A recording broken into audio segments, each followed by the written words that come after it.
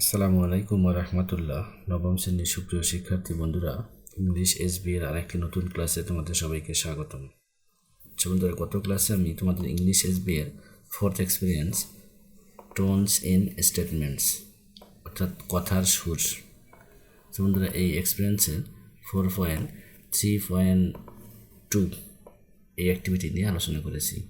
বন্ধুরা, আজকের এই ক্লাসে আমি নেক্সট যে অ্যাক্টিভিটিটি আছে অর্থাৎ 4.3.3 এই অ্যাক্টিভিটি নিয়ে আলোচনা করব। চলো বন্ধুরা, তাহলে ক্লাসটি শুরু করা যাক।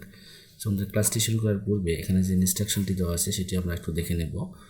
এখানে বলা হচ্ছে, now read the following note on the author first and then the text. বলা হচ্ছে যে নিচের তোমার লেখক সম্পর্কে যে নোটটি দেওয়া আছে, ঠিক আছে, এই নোটটি আমাদেরকে পড়তে বলা হচ্ছে এবং তারপর নিচে যে একটা টেক্সট দেওয়া আছে এই টেক্সটটি আমাদেরকে পড়তে বলা হচ্ছে। ঠিক আছে, লেখক সম্পর্কে নোটটি পড়ার পরে আমরা এই টেক্সটটি পড়ব, এই কথাটাই আমাদেরকে এখানে বলা হচ্ছে। তারপর দেখো, letter in pairs or groups answer the following questions. তারপর জোড়ায় বা দলে নিচের প্রশ্নগুলোর উত্তর দাও। অর্থাৎ লেখক সম্পর্কে টেক্সটটি পড়তে হবে, তারপর এই টেক্সটটি আমাদেরকে পড়তে হবে। পড়ার পরে এখানে যে 5টা কোশ্চেন আমরা দেখতে পাচ্ছি, 5টি কোশ্চেনের অ্যান্সার আমাদেরকে লিখতে হবে। ঠিক আছে বন্ধুরা, আশা করি বুঝতে পারছো যে আসলে আমাদের এখানে ইনস্ট্রাকশনটি বা নির্দেশনা কি দেওয়া হয়েছে। তোমাদের ক্লাসটি খুব ভালোভাবে বুঝতে পারো, এই জন্য আমি পুরো ক্লাসটিকে বাংলায় অনুবাদ করেছি, যাতে করে তোমরা একাকি, ঠিক আছে, কথা না শুনে বা ভিডিওটিকে পজ করে নিজে নিজে পড়তে পারো। ঠিক আছে, তাহলে আমরা সেখানে চলে যাই।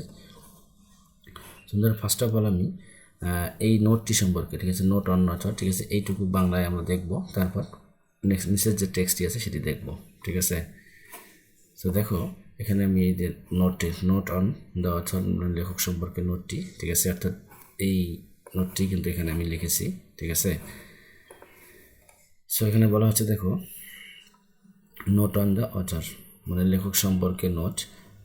Jenny Austen 1775 to 1817 was a famous English author renowned for her masterpiece of Pride and Prejudice.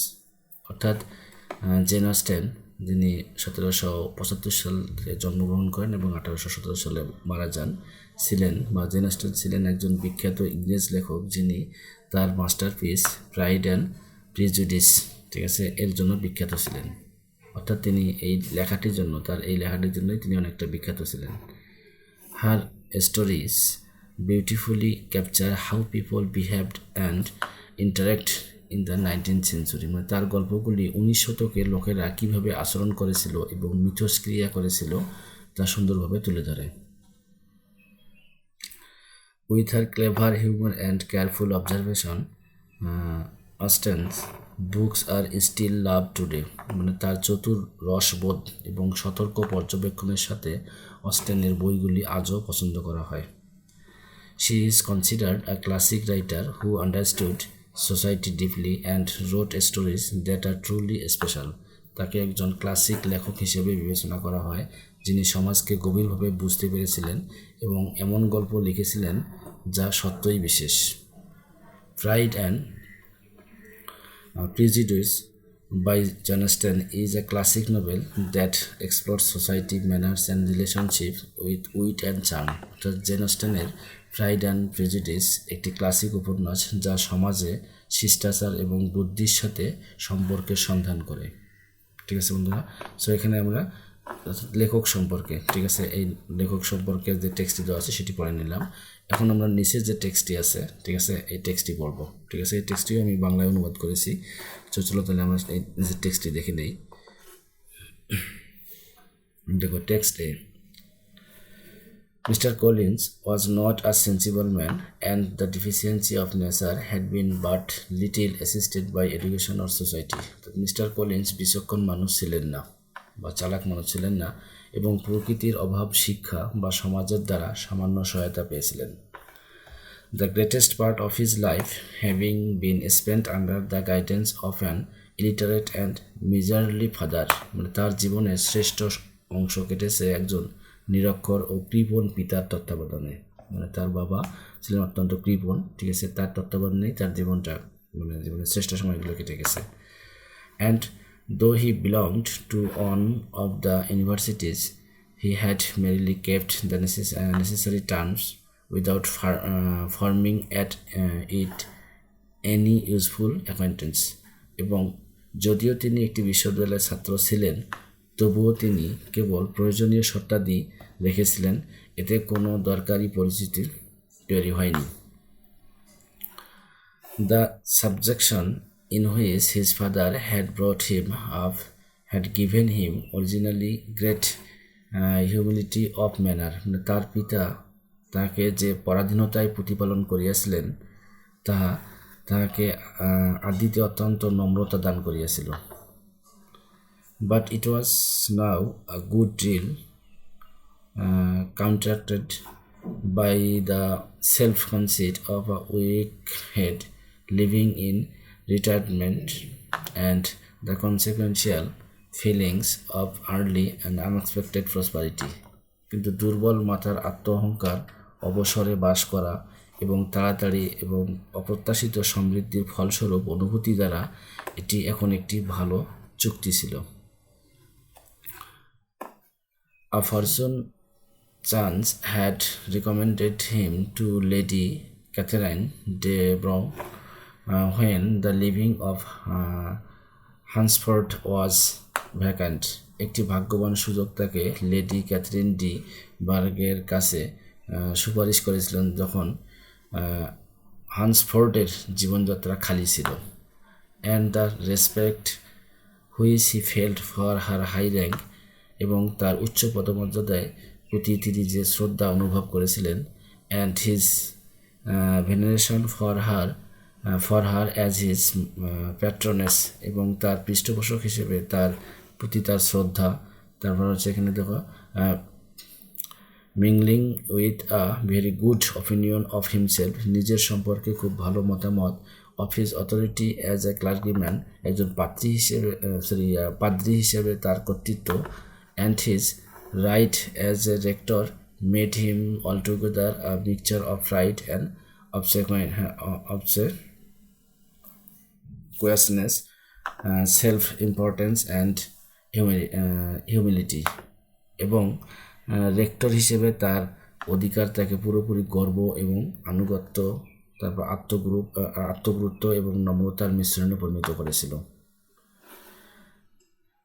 Excerpt from Pride and Prejudice by Jane Austen, অর্থাৎ জেন অস্টেনের প্রাইড অ্যান্ড প্রেজুডিস থেকে উদ্ধৃত, মানে এই অংশটুকু, ঠিক আছে। এই টেক্সটে আমরা যে টেক্সট এটি আমরা দেখলাম এখানে টেক্সট এটি, ঠিক আছে, মানে এই নাম্বার টেক্সটে আমরা জেন অস্টেনের যে প্রাইড অ্যান্ড প্রেজুডিস যে লেখাটি ছিল সেই লেখা থেকেই কিন্তু এই টেক্সটটি সংগ্রহ করা হয়েছে বা নেওয়া হয়েছে, ঠিক আছে বন্ধুরা। সো এই ছিল আমাদের টেক্সটটি। সো বন্ধুরা এখন আমরা টেক্সটের নিচে যে কোশ্চেনগুলো দেখতে পাচ্ছি এই কোশ্চেনের অ্যান্সারগুলো দেখবো। সো চলো তাহলে আমরা কোশ্চেনের অ্যান্সারগুলো একটু দেখে নিই।